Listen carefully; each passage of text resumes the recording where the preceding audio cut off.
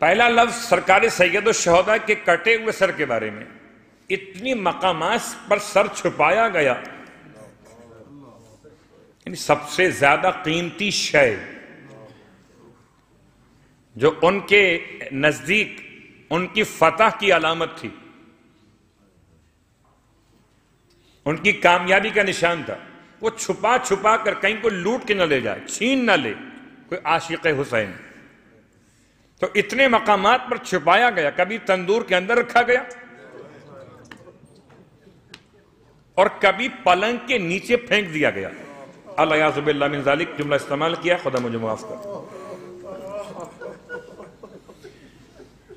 کبھی کپڑے میں باندھ کر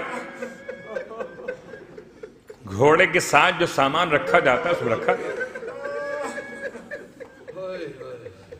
شاید اس لیے اختلاف روایت بہت زیادہ ہوا کہ سر مبارک دفن کہاں پر ہوا۔ 8 قول ہیں اور 8 قولوں کا خلاصہ سن لیجیے۔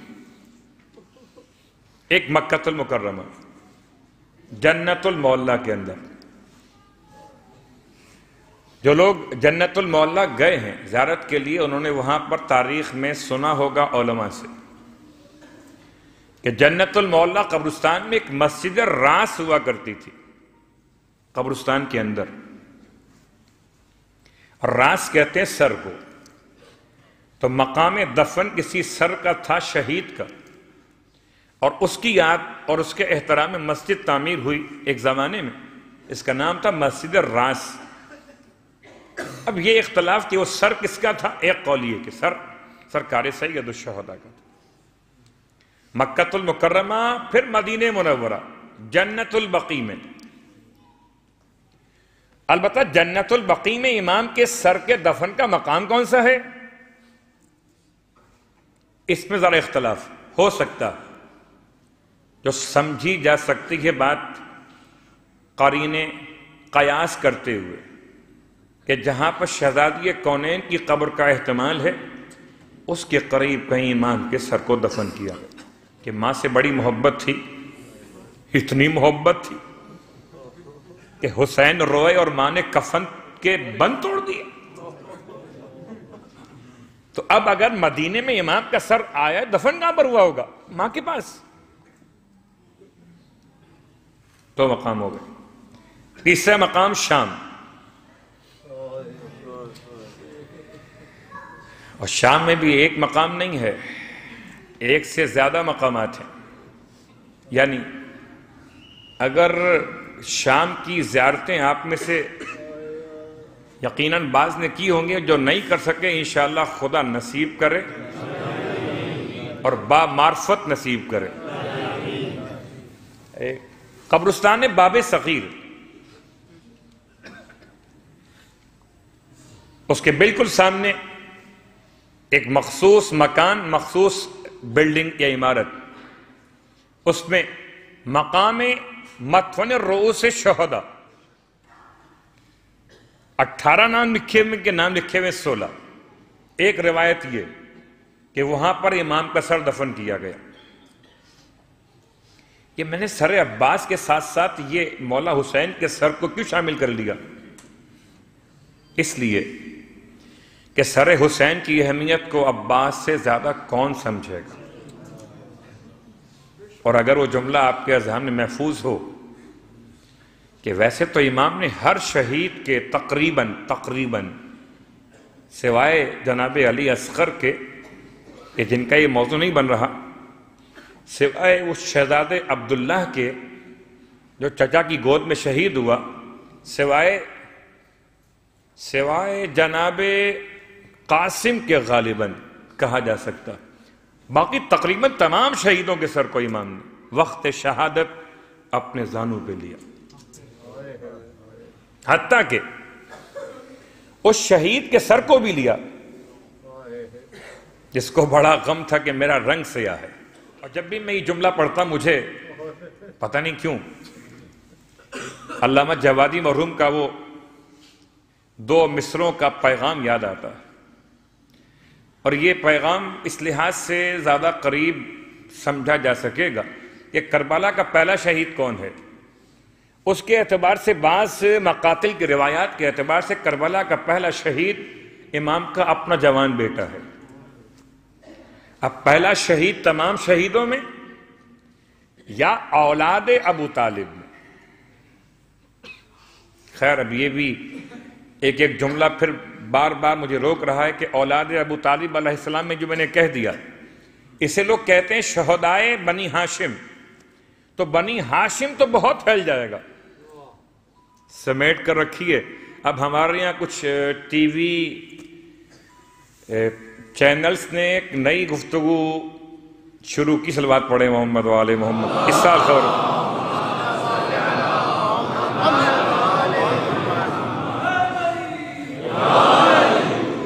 اس سال کچھ اطلاعات ایسی ملی، اس سے پہلے غالباً نہیں پہنچی یا تو بیان نہیں ہوئی، کہ کچھ ایسے افراد کو شہدائے کربلا میں شامل کرنے کی کوشش کی گئی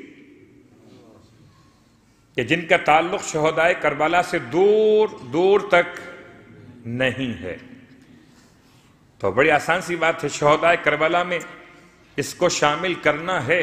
ذرا خیال کیجئے، اگر کربلا کا واقعہ ابھی ہونا ہے تو شامل کر لیجئے، اور اگر ہو چکا ہے تو گزرے ہوئے واقعے میں کسی اور کو شامل کرنا، چلیں اتنی بات تو سمجھ میں آئے گی کچھ تو عظمت تھی کربلا کے شہیدوں میں، جو انہیں خیال آ رہا ہے کہ ان کے بزرگوں کے بیٹے بھی صلوات پڑھے محمد و آل۔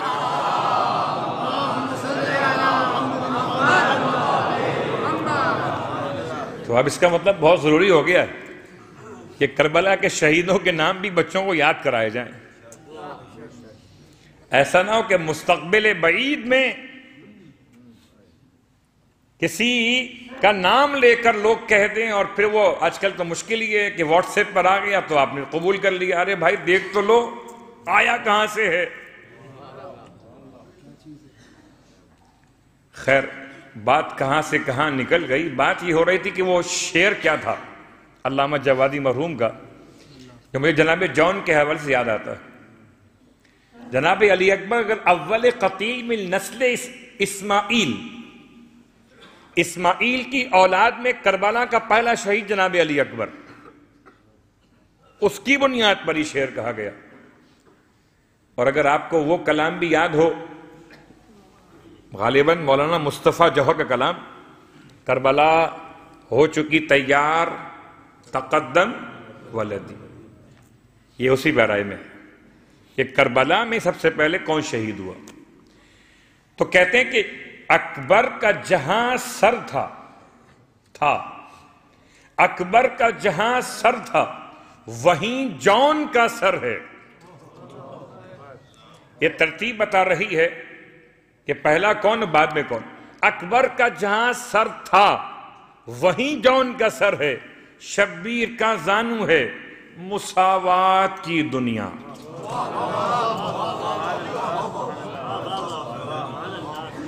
کس پیرائے میں کیا پیغام، صلوات پڑھے محمد و آل محمد۔ علامہ جوادی سے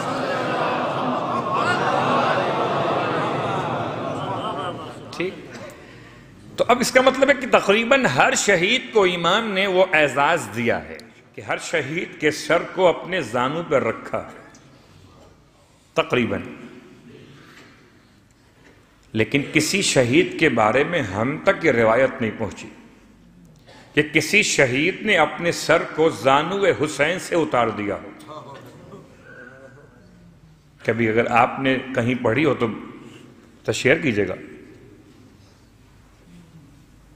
میں نے کہیں نہیں پڑھا۔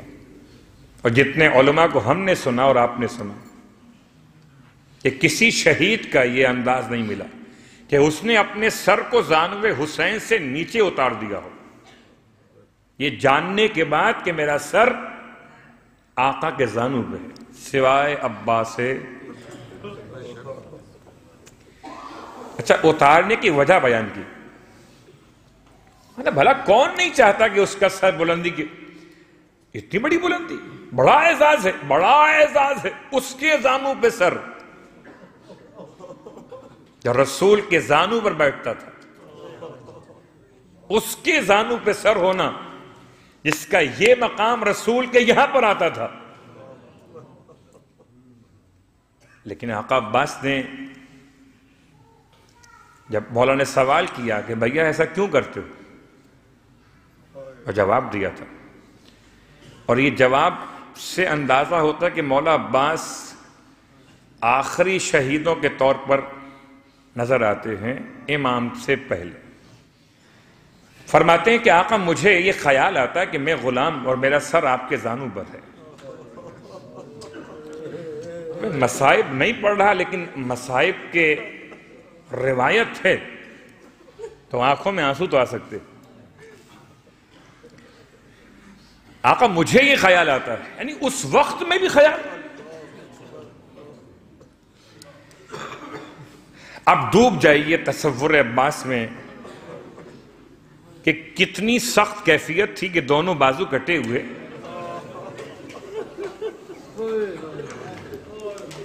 اور سر پر اتنا شدید وار ہوا ہے کہ جتنا شدید وار مسجد کوفہ میں امیر المومنین کے سر پہ ہوا تھا، اور شاید زمانے کا امام آ کے بتائے تو اندازہ ہو کہ شاید مقام زخم بھی اسی طرح سے تھے، برابر۔ کیونکہ مولا کائنات کے سر پہ وار کب کیا گیا؟ جبکہ آپ کے دونوں ہاتھ اطاعت خدا میں سجدے کی حالت میں تھے، یعنی کہ اپنے بدن کی حفاظت یا سیکیورٹی کے لیے دونوں ہاتھ استعمال نہیں ہو سکتے تھے،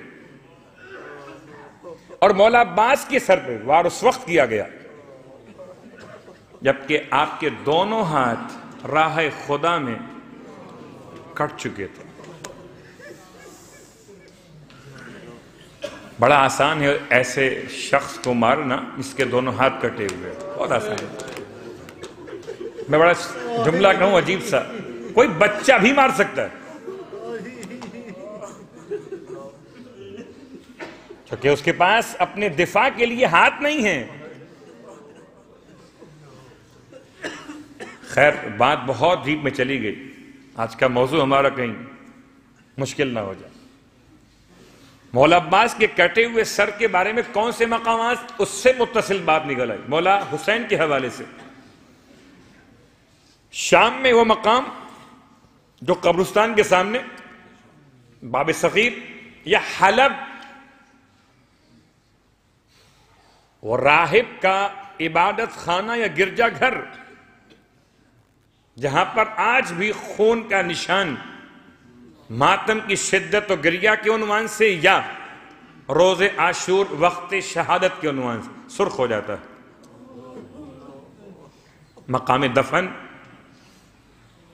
مقام دفن مصر میں ایک قول وہاں کے لحاظ سے بھی، شام کے لحاظ سے بھی، پھر کربلا کے لحاظ سے بھی، نجف کے لحاظ سے بھی۔ نجف میں دعائے علقمہ، دعائے صفوان بھی کہی جاتی ہے، جو زیارت عاشورہ کے بعد پڑھی جاتی ہے۔ وہ دعا کبھی اگر اس دعا کو، دو نام ہیں اس کے، علقمہ بھی اور صفوان بھی، کبھی اس دعا کے آخر میں الفاظ پہ غور کیجئے، وہ دو کے لیے ہے، مولا کائنات اور مولا حسین کے لیے۔ میں آپ دونوں کو سلام کرتا ہوں اور ودا کرتا ہوں، اور جو مولا کائنات کے روزے پر گئے ہیں خدا انہیں پھر نصیب کرے، اور جو نہیں گئے انہیں بار بار نصیب کرے انشاءاللہ۔ وہاں پر جتنی زیارتیں پڑھی جاتی ہیں ان میں ایک زیارت مطلقہ، مولا کی خدمت میں سلام کا انداز، ایک زیارت حضرت آدم علیہ السلام، ایک جناب نوح علیہ السلام، اور ایک زیارت ابا عبداللہ۔ اور اب جملہ صرف اس حد تک تاریخ میں ہم چلے گئے اندر، تو نجف میں مولا کائنات کے روزے پر 3 مسجدیں بنی ہیں روزے کے اندر۔ ایک کا نام عمران ابن شاہین، ایک کا نام مسجد الخضراء، اور ایک کا نام مسجد راس۔ راس کہتے ہیں سر کو، تو سرکار سید الشہداء کا سر مولا کائنات کے سرہانے دفن ہوا، ایک قول یہ بھی آ گیا۔ تو یہ تو 8 قول تقریباً ہم نے کور کیے مولا حسین کے حوالے سے. کہ عزاداروں کس بات میں تم کم ہو.